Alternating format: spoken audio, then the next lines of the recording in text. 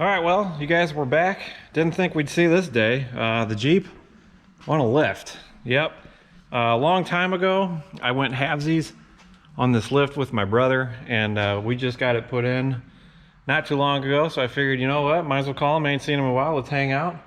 Throw the Jeep on here. We're gonna fix something on this thing for once. Hopefully, it eliminates the problem I've always had. So, what we're doing tonight, we're replacing the rough country swivel joints here, which are absolute just garbage. I've really beat the hell out of them. I've tried greasing them a bunch, but the problem I've had with them is the bolt that goes through is too small for the sleeve that it's in.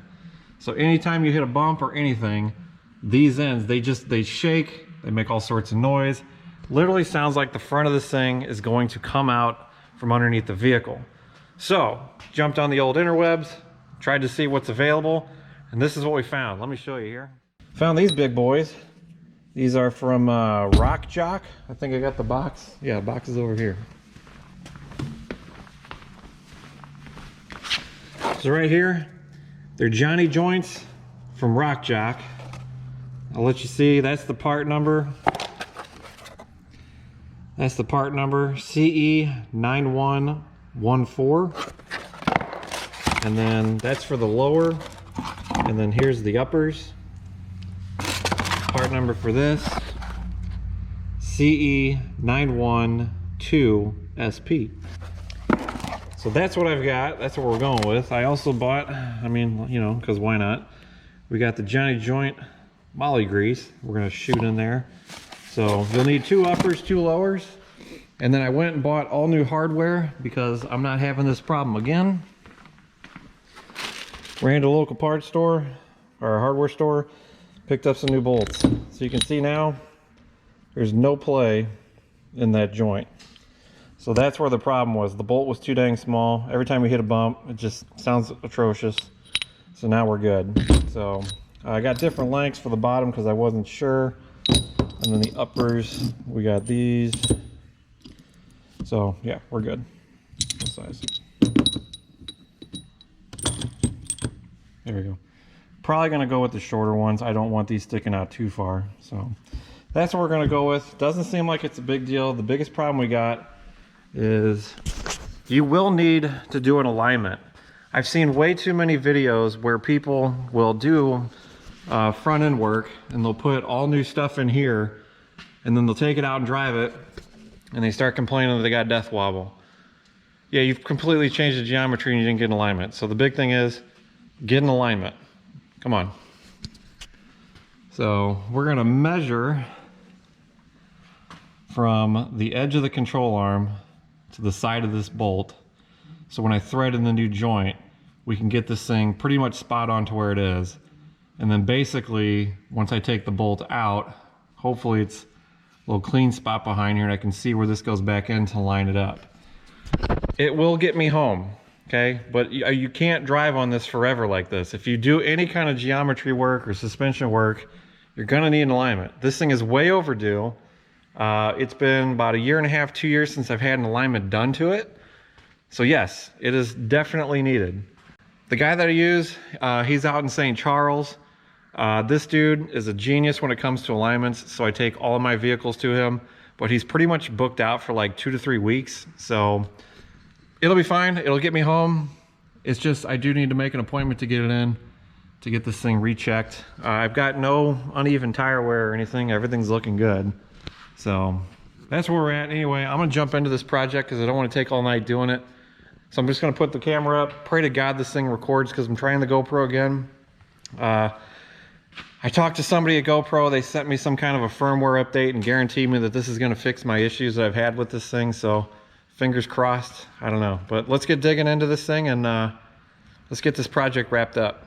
Real quick, I just wanna say these Jonny Joints only work if you have the adjustable control arms. So if yours are solid, like if both ends look like this and they're solid, it's not gonna work. You have to have the adjustable end. So if anybody was gonna ask me, I'm sure it'd be in the comments. So if that's the case, if you have solid control arms that are not adjustable, this won't work for you, sorry.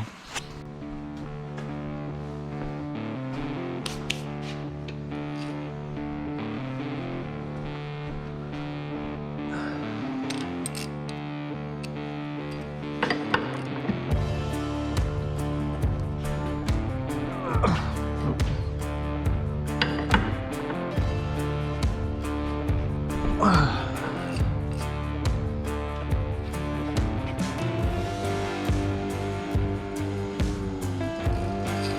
already loosened this one. Sorry. Just wanted to make sure the tool worked.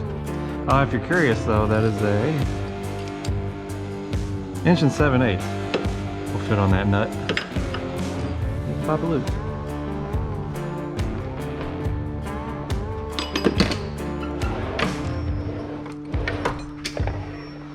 Yeah, we'll leave that out.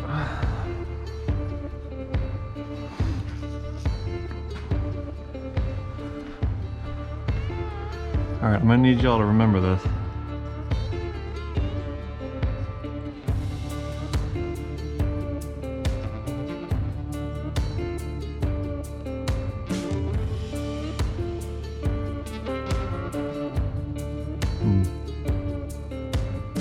Looks good. 73.3. Got that? 73.3. Remember that.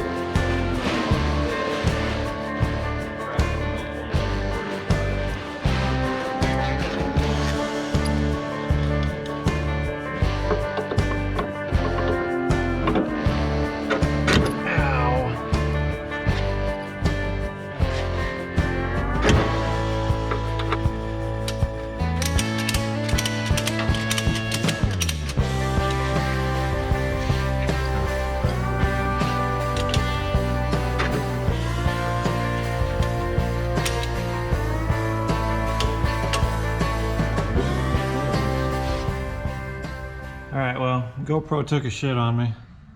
But you can see here, the joints are in. Yes, this was a big pain in the ass. Yes, the lift did help. But what really helps is just having an extra pair of hands. You will have to open up these holes because you're putting bigger size bolts in. So it's just something you're gonna have to look out for. You're not gonna have to open them up too much, just a hair. And then taking your measurements, I will need an alignment. These are about as close as I could possibly get them. Weird thing was, this thing must be pretty twisted because this side sticks out a lot farther than that side. But it's in there. We'll see how she drives. I'm pretty sure it's gonna be just all over the place, but I'm gonna call tomorrow or Monday morning because tomorrow's the weekend. I don't think he's there on the weekends, and get this thing scheduled for an alignment. And we should be good as new, because once he gets his fingers in there and does it alignment, we're good. So we'll see. I'll get back to you probably in the next clip and let you know how this thing handles, how it drives. Hopefully, I know, like I said, I know the alignment's probably gonna be a little off. It's probably gonna be all over the place. It's the clunking noise that I want gone, and hopefully this did it, because as I showed you while I was working on it, the bolts just have way too much play inside those, the old joints down there. So I'll get back to the next clip, let you know if the sound's gone and just how terrible she drives home. See you in a minute. What's up, everybody? So I was downstairs a little while ago this morning editing up this video, and I just realized I never really got back to doing an ending to it. So I just want to say the Jeep 100% fixed. I can finally drive this thing and not have to listen to the front end sound like it's basically rattling loose and falling out from underneath the vehicle.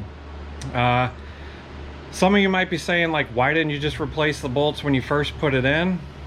It's a great question, and I got no answer to that. I just wasn't paying attention or didn't think it was an issue. And then once I got to driving it more, because once I did the install of the kit, I really didn't get to drive it right away. It took months to get it finished and on the road. So by then I just hadn't even thought of it, and I couldn't really pinpoint what it was. And I never even thought to check it because all that stuff was new. And then just one day I happened to be underneath it and it was really driving me nuts. Decided to look into it, found that was the issue. So either way, it is fixed. So if you're running the rough country suspension with the adjustable control arms, I can tell you the bolts that they send you, or they sent me, they were definitely wrong. Make sure you go to a hardware store and size out a new bolt. I believe the ones that they sent with the kit are probably metric, and that's why I switched to a standard grade 8. I wish I could tell you the size, but I forgot. So your best bet is just to take, if you buy the Jonny Joints, or if you're still running the factory ones, take it to a hardware store, size it out. I can tell you that the grade 8 standard set won't fit through the originals, so you're gonna have to do something. But I would say just replace the whole thing, because those Jonny Joints, they got a really good rating and they're rebuildable. So over time, you can pull them apart, clean them out, put in new parts, put it back together. You don't have to throw the whole control arm away.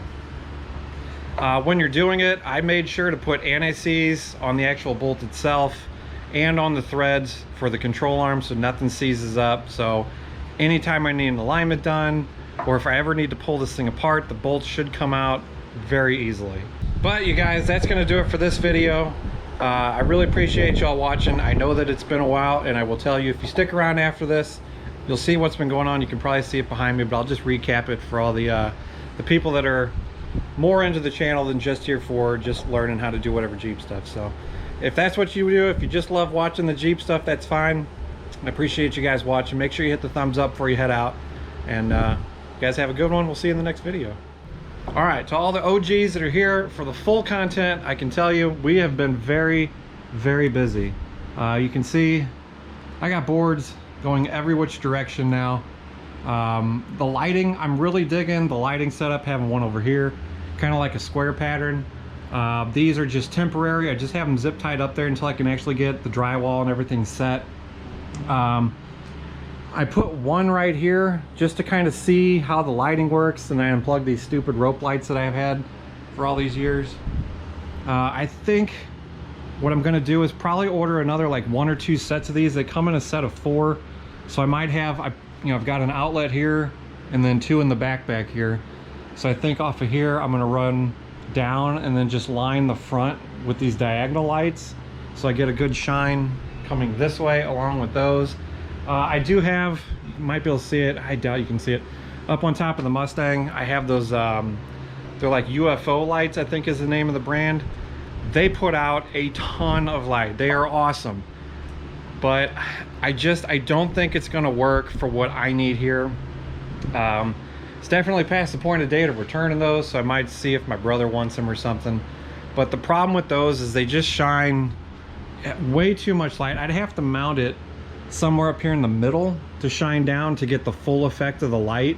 But the problem is, as you guys know, I want to put a 4-post car lift right here, which means that the Mustang is going to be like dead center of this. So I don't want to put a light right up here that's just going to bake into the hood of the car. That's kind of why, if people were asking like why is the fan kind of offset, is because I want all of this space up here to be open for when the lift's in here and then the car's stored up above. So yeah, I'm a big fan of these white LEDs. I really like the lighting that you get off of it. The UFO lights, they say they're the same, like 4K lights or whatever, but I don't think they are. They're more of a yellow color, and I'm just not into that. I like the bright white, clean. It really gives it kind of like a clean look, and that's what I'm going for. As far as over here, I took the old rafter beams and turned them sideways, and then there's probably about 6 million nails and screws and lag bolts holding these up, until I figured out that I don't need 6 million nails and screws. Just a couple of screws and some lag bolts are holding them fine. The reason I did this was because we moved the supports up to the top of the roof, so that tied all that in, so that's not moving at all. But down here, you guys can see these boards here are just 2 2x4 stacked side by side. So what you run into is the lower 2x4s come up, and then there you go, you can see it there. There's 2 2x4s and they go this way, and then this top part just kind of sits on top of it, so you were able to like move the whole wall, which wasn't great. The upper part ain't going nowhere. That's reinforced. You can see I got scaffolding going every which direction up there holding all that. But by turning the 2x6s on their sides, I had to add some more new ones because I ran out, because there was only 5 boards that went across. By lag bolting all these in, that creates basically like an I-beam effect, and this wall is getting more sturdy and solid as I move along. I'm only going to do probably 2 more over here, and that should do it. This wall, it isn't going to go anywhere. I mean, it's on camera, but that thing ain't moving nowhere. Before, when I hit it, like it would wiggle, and that's because the design that my grandparents and my uncle and all that, when back in the 50s, I mean, it was okay back then, it got approved and they built it, so it worked. But this garage was never really designed for what I do. When they built it, it was just designed to park a car in it, because back then that's kind of all they did. My grandpa wasn't a mechanic. He could work on stuff and do stuff, but working on cars wasn't really something he did every day, so he didn't need something like what I'm doing. So, but you can see we have got just shit everywhere in here. So I'm working on that, but you know, we're coming along. This has been a battle like you wouldn't believe. On the other side of finishing out my garage, you guys know that I've been working on getting out of the credit card debt that I've compiled through the years, and I'll be happy to tell you we've gone from, I think it was, I'll just say an even number to keep it simple, we've gone from 12,500 and now we're down to 3,500. And I started paying this down in I think it was March is when I started really kind of going gung-ho. So it's the whole, like, every penny I have except for like here and there has been going to knocking out this credit card. Once that's gone, bud, we're good. We're at 0 debts. I've got no car payments. All I got is utilities and a house payment, and we're killing it on that. The house will be paid for in about 7 years. So we're steady chipping away. But the big thing was the credit card. And you know, I've talked about projects that I'm planning on doing, and we're just gonna jump right back in debt. But it's a fun debt, so it makes sense, right? Like when you're living in credit card debt, it's just like shit debt. So I'm gonna pick up a truck payment, and then I gotta get just like a personal loan because I want to buy a camper, a slide-in camper that goes in the back. So I mean, that's like fun debt. So in my head it makes sense. So I just got to stay out of the credit card debt because that's like shit debt, right? So, but you guys, I really appreciate your support. I'm blown away at how fast this credit card has been going down. There's some days where I'll make a payment and then 3 days later it's like the payment never happened because I got to buy something, you know, who knows what, just shit. You know how it is, like it just bills should just come out of nowhere, you know. You just get stuck with stuff. So I try to monitor what I'm doing. Everything I've done for the garage, like I said, all this wood here is wood that I've already had. The insulation I did have to buy, all of this wood up here on the ceiling, and then these boards, I bought these today. Those are like $43. The ceiling, I think I've got like $80 in lumber on that. And then the lights were, I want to say they're like $40 on Amazon, and the fan was about $40. So I'm keeping this really like heavily within budget. I can't go crazy just yet because, like I said, we're trying to pay down the credit card. But I don't know. We're killing it though, you guys. I'm pretty excited. We're getting somewhere. The garage is coming along great. Credit card debt's coming along great. I can't buy a truck now anyway, because here in the state of Missouri, if I was to buy a vehicle now, I have to pay personal property tax on it for like the entire year. So that's why they always tell us here is like, don't buy a car till after the first of the year, because if you're gonna pay taxes on it, you might as well pay taxes for having it the whole year. I found out that mistake a long time ago. I bought a truck on December 23rd and I got nailed for taxes for the entire year when I only owned it for like 7 days. So we're not doing that again. So everything's kind of on hold to the beginning of the year. But I'm super pumped. We're getting the truck, getting a camper. We're gonna build that thing out. It's gonna be like a hybrid of the Jeep, just on a bigger scale. We're gonna go out and do some more fun stuff with that, because that thing will be a road warrior. The Jeep is great. I love it. It's not going anywhere, you guys. I'm not selling it. It's just that thing, it doesn't get me anywhere quick. Okay, I've learned with this GoPro, I'm giving you my all here, GoPro. I've learned I have to film in smaller segments, or the camera just says see ya. Again, the Jeep is great. I love it to death. I'm not selling it.